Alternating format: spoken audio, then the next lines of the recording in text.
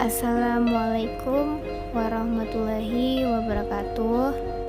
Perkenalkan, kami dari kelompok 6 mahasiswi program studi S1 akuntansi non-reguler Universitas Tadulako yang beranggotakan saya sendiri, Nadia Apriliani, dan teman saya Nadia Fatika Putri, dan yang terakhir Cantika Dias Arneta. Baik, pada kesempatan kali ini kami akan menjelaskan dan memaparkan sebuah materi guna memenuhi salah satu tugas pada mata kuliah akuntansi pemerintahan. Materi yang akan kami paparkan pada kesempatan kali ini yaitu tentang akuntansi belanja, pembiayaan, dan kewajiban. Adapun substansi bab yang akan kami jelaskan pada kesempatan kali ini adalah 1. Pengertian belanja, beban, pembiayaan, dan kewajiban. Yang kedua, klasifikasi, pengakuan, pengukuran, penyajian, dan pengungkapan belanja. Yang ketiga, klasifikasi, pengakuan, pengukuran, penyajian, dan pengungkapan pembiayaan. Dan yang terakhir, klasifikasi, pengakuan, pengukuran, penyajian, dan pengungkapan kewajiban. Baik, kita akan langsung masuk ke dalam materinya. Pengertian belanja. Belanja barang adalah pembelian barang dan jasa yang habis pakai untuk memproduksi barang dan jasa yang akan dipasarkan maupun yang tidak dipasarkan. Belanja modal adalah pengeluaran yang dilakukan dalam rangka pembentukan modal yang sifatnya menambah aset tetap atau inventaris yang memberikan manfaat lebih dari satu periode akuntansi, termasuk di dalamnya adalah pengeluaran untuk biaya pemeliharaan yang sifatnya mempertahankan atau menambah masa manfaat, meningkatkan kapasitas dan kualitas aset. Kemudian ada pengertian dari beban, merupakan suatu penurunan nilai ekonomi yang berupa kas keluar atau aktiva berkurang. Biasanya beban dianggap sebagai kewajiban yang dapat menyebabkan nilai ekuitas menurun. Umumnya beban dianggap sebagai pengorbanan atau kewajiban yang sebelumnya telah terjadi. Adapun pengertian dari pembiayaan, menurut Rifai dan Arifin, pembiayaan atau financing adalah pendanaan yang diberikan oleh suatu pihak kepada pihak lain untuk mendukung investasi yang telah direncanakan, baik dilakukan sendiri maupun lembaga. Dengan kata lain, pembiayaan adalah pendanaan yang dikeluarkan untuk mendukung investasi yang telah direncanakan. Adapun pengertian pembiayaan menurut Ridwan, pembiayaan sering digunakan untuk menunjukkan aktivitas utama BMT karena berhubungan dengan rencana memperoleh pendapatan berdasarkan Undang-Undang Nomor 7 Tahun 1992. Yang dimaksud pembiayaan adalah penyediaan uang atau tagihan yang dapat dipersamakan dengan itu berdasarkan tujuan atau kesepakatan pinjam-meminjam antara bank dengan pihak lain yang mewajibkan pihak peminjam untuk melunasi hutangnya setelah jangka waktu tertentu ditambah dengan jumlah uang, imbalan atau pembagian hasil. Pengertian dari kewajiban menurut Profesor RMT Sukamto Notonegoro,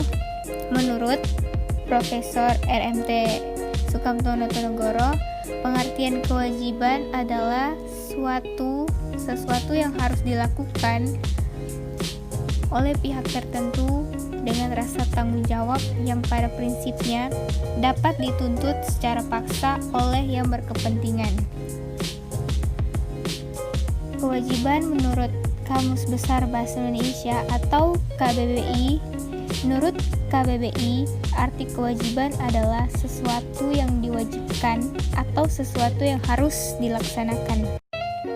Assalamualaikum warahmatullahi wabarakatuh. Nama saya Nadia Fatika Putri, Stambuk C30118482. Di sini saya akan melanjutkan materi mengenai pengakuan pembiayaan. Pengakuan pembiayaan yang dimaksud di sini ialah tentang kriteria pengakuan, yaitu menyangkut tentang apa yang harus dipenuhi agar penurunan nilai aset yang memenuhi definisi biaya-biaya atau rugi dapat diakui. Adapun masalah yang dapat timbul pada saat dilakukannya pengakuan ialah adanya sebuah peristiwa atau kejadian yang dapat menandai adanya kriteria pengakuan yang telah terpenuhi. Oleh karena itu, kriteria pengakuan tidak harus dibedakan dengan kaidah pengakuan, sehingga masalah yang timbul mengenai pengakuan biaya dan rugi ialah menyangkut kapan penurunan nilai aset dapat dikatakan telah terjadi, sehingga jumlah rupiah biaya dan rugi dapat diakui. Masuk di kriteria pengakuan biaya. Biaya atau rugi pada umumnya akan diakui bila mana ada salah satu dari dua kriteria di bawah. Yang pertama, konsumsi manfaat atau consumption of benefit, yang membahas tentang biaya atau rugi yang akan diakui bila mana adanya manfaat dari ekonomi tersebut yang dikuasai oleh suatu entitas telah dimanfaatkan atau dikonsumsi dalam 3 jenis bagian. Yang pertama, pengiriman atau pembuatan barang. Yang kedua, penyerahan atau pelaksanaan jasa. Yang ketiga, kegiatan lain yang mempresentasikan operasi utama atau sentral entitas tersebut.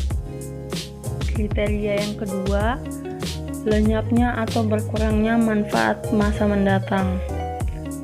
Maksudnya di sini biaya atau rugi yang akan diakui bila mana adanya sebuah aset yang telah diakui sebelumnya diperkirakan telah berkurang manfaat ekonominya atau tidak lagi mempunyai manfaat ekonomi. Konsumsi manfaat ekonomi selama satu periode dapat diakui secara langsung pada saat terjadinya pengakuan pendapatan yang saling berkaitan. Nah, maksudnya di sini kita ambil contoh dalam ekonomi. Terdapat dua jenis. Yang pertama permintaan atau demand, yang kedua penawaran atau supply. Keduanya itu saling bertemu dan membentuk satu titik pertemuan dalam satuan harga dan kuantitas. Setiap transaksinya juga pasti ada permintaan, penawaran, harga, dan kuantitas yang saling mempengaruhi satu sama lain. Kaidah pengakuan biaya. Ada 3 kaidah pengakuan biaya yang disebut sebagai prinsip pengakuan biaya pervasif atau luas. Yang pertama, mengasosiasi sebab akibat. Maksudnya, ada beberapa kos yang harus diakui sebagai biaya atas dasar asosiasi langsung dengan pendapatan tertentu. 2. Alokasi sistematik dan rasional. Maksudnya di sini sebuah proses penandingan dengan periode sebagai penakar pendapatan dan biaya, yang sering disebut dengan penandingan periode atau periode matching. Dalam pengakuan biayanya, diasumsikan bahwa yang menerima manfaat dari potensi jasa adalah periode. Nah, dasar penandingannya ialah alternatif dasar sebab akibat, karena tidak selalu mudah mengidentifikasikan hubungan sebab akibat antara pendapatan dengan biaya. Analisis ini juga menghubungkan biaya dan pendapatan secara tidak langsung melalui periode terjadinya pendapatan, sehingga keduanya sering disebut dengan penandingan tak langsung atau indirect matching.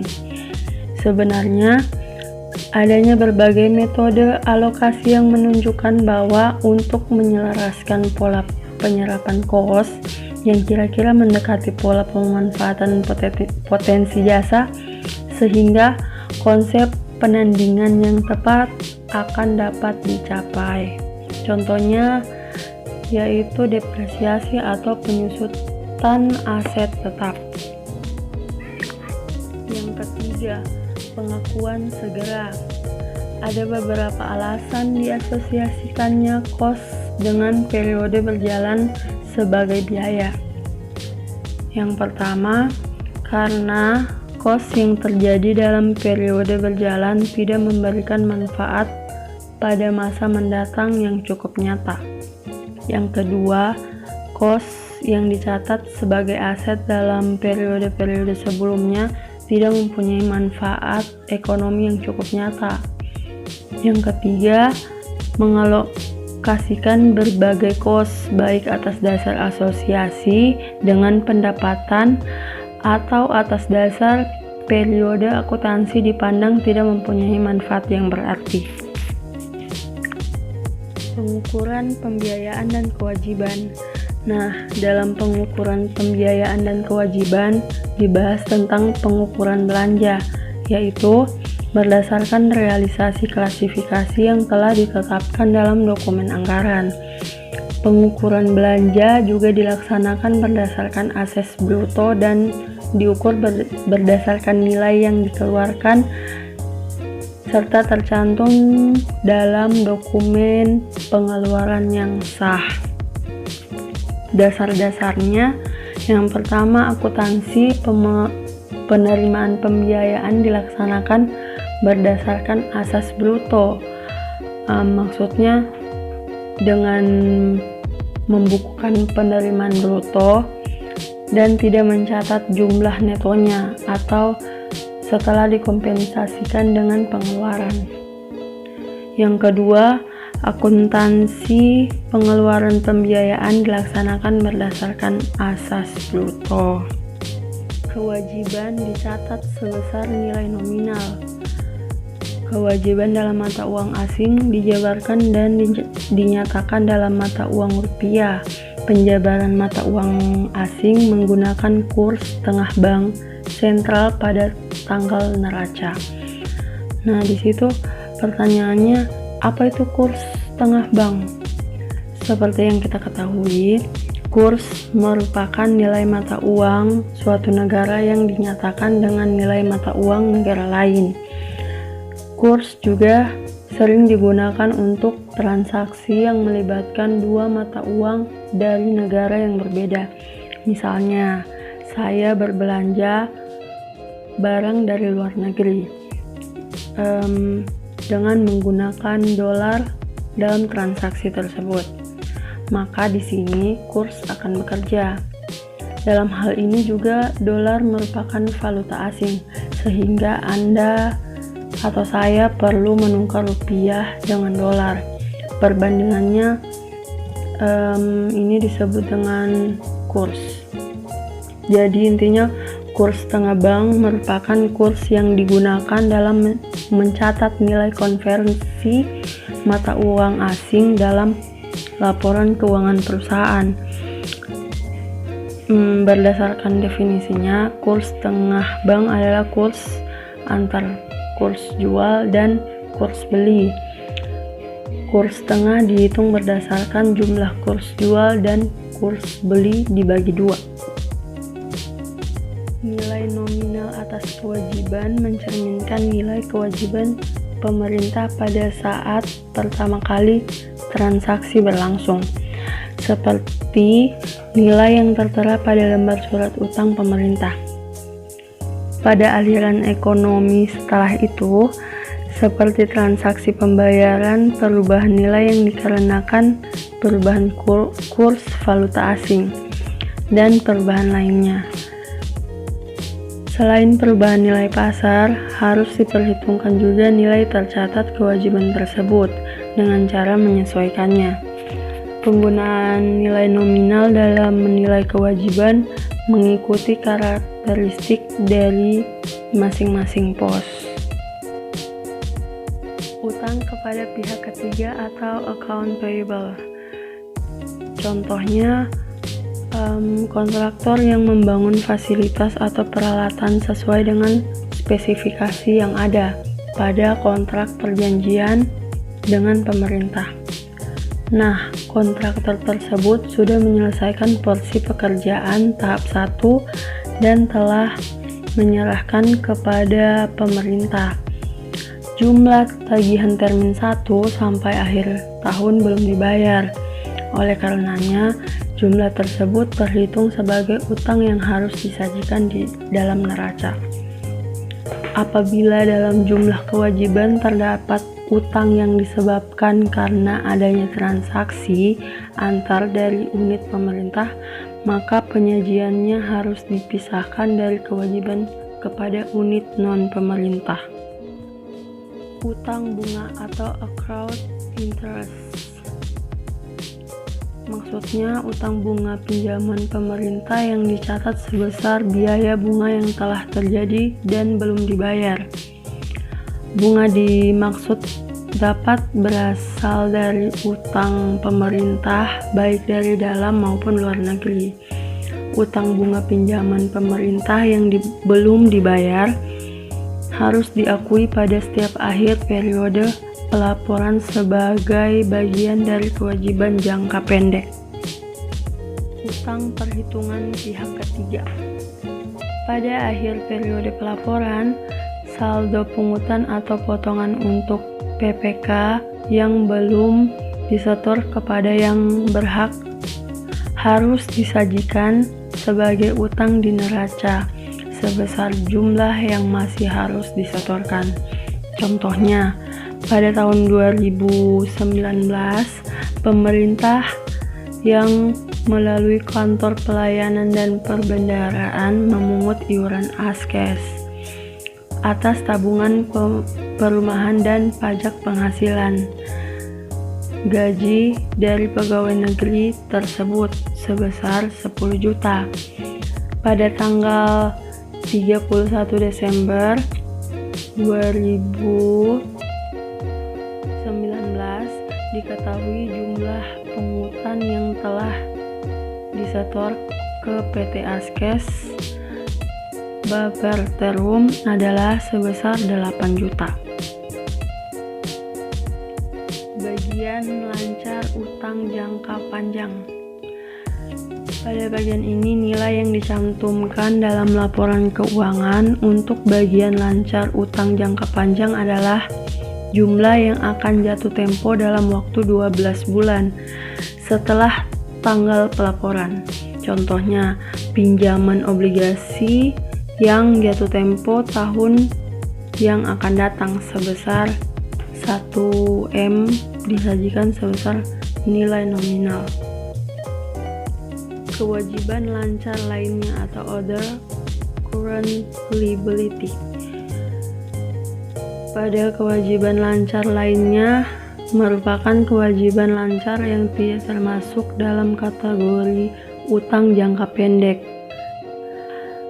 Termasuk dalam kewajiban lancar lainnya tersebut adalah biaya yang masih harus dibayar pada saat laporan keuangan disusun.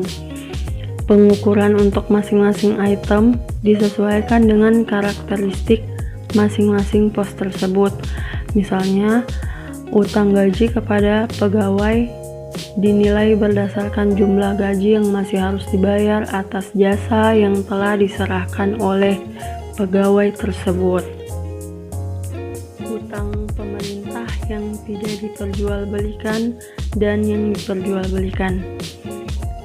Maksudnya di sini penilaian utang pemerintah disesuaikan dengan karakteristik utang tersebut yang dapat berbentuk seperti utang pemerintah yang tidak diperjualbelikan, utang pemerintah yang diperjualbelikan, atau utang pemerintah yang tidak diperjualbelikan.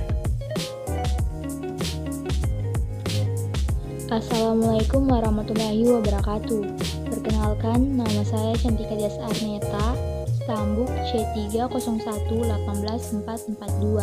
Di sini saya akan melanjutkan materi dari teman saya mengenai penyajian dan pengungkapan belanja, pembiayaan, serta kewajiban. Belanja disajikan dalam mata uang rupiah. Apabila pengeluaran kas atas belanja dalam mata uang asing, maka pengeluaran tersebut dijabarkan dan dinyatakan dalam mata uang rupiah. Penjabaran mata uang asing tersebut menggunakan kurs tengah bank Indonesia pada tanggal transaksi. Perlu diungkapkan juga mengenai pengeluaran belanja tahun berkenan setelah tanggal berakhirnya tahun anggaran, penjelasan sebab-sebab tidak terserapnya anggaran belanja daerah, referensi silang antar akun, belanja modal dengan penambahan aset tetap, penjelasan kejadian luar biasa, dan informasi lainnya yang dianggap perlu. Hal-hal yang perlu diungkapkan sehubungan dengan pembiayaan antara lain: yang pertama, penerimaan dan pengeluaran pembiayaan tahun berkenaan setelah tanggal berakhirnya tahun anggaran. Yang kedua, penjelasan landasan hukum berkenaan dengan penerimaan atau pembelian pinjaman, pembentukan atau pencairan dana cadangan, penjualan aset daerah yang dipisahkan, penyertaan modal pemerintah daerah. Yang ketiga, konversi yang dilakukan akibat perbedaan klasifikasi pembiayaan yang didasarkan pada Permendagri nomor 13 tahun 2006 dan Permendagri nomor 59 tahun 2007 tentang perubahan atas Permendagri nomor 13 tahun 2006 tentang pengelolaan keuangan daerah dengan yang didasarkan pada Peraturan Pemerintah nomor 24 tahun 2005 tentang standar akuntansi pemerintahan. Dan yang terakhir, yang keempat, informasi lainnya yang dianggap perlu. Utang pemerintah harus diungkapkan secara rinci dalam bentuk daftar schedule utang untuk memberikan informasi yang lebih baik kepada pemakainya untuk meningkatkan kegunaan analisis. Informasi-informasi yang harus disajikan dalam catatan atas laporan keuangan adalah: yang pertama, jumlah saldo kewajiban jangka pendek dan jangka panjang yang diklasifikasikan berdasarkan pemberi pinjaman.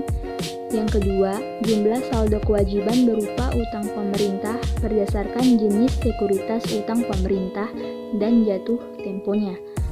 Yang ketiga, bunga pinjaman yang terutang pada periode berjalan dan tingkat bunga yang berlaku. Yang keempat, konsekuensi dilakukannya penyelesaian kewajiban sebelum jatuh tempo. Yang kelima, perjanjian restrukturisasi utang. Yang keenam, jumlah tunggakan pinjaman yang disajikan dalam bentuk daftar umur utang berdasarkan kreditur. Yang ketujuh, biaya pinjaman. Nah, demikian penjelasan dari kami mengenai akuntansi belanja, pembiayaan, dan kewajiban. Lebih dan kurangnya kami mohon maaf. Terima kasih. Assalamualaikum warahmatullahi wabarakatuh.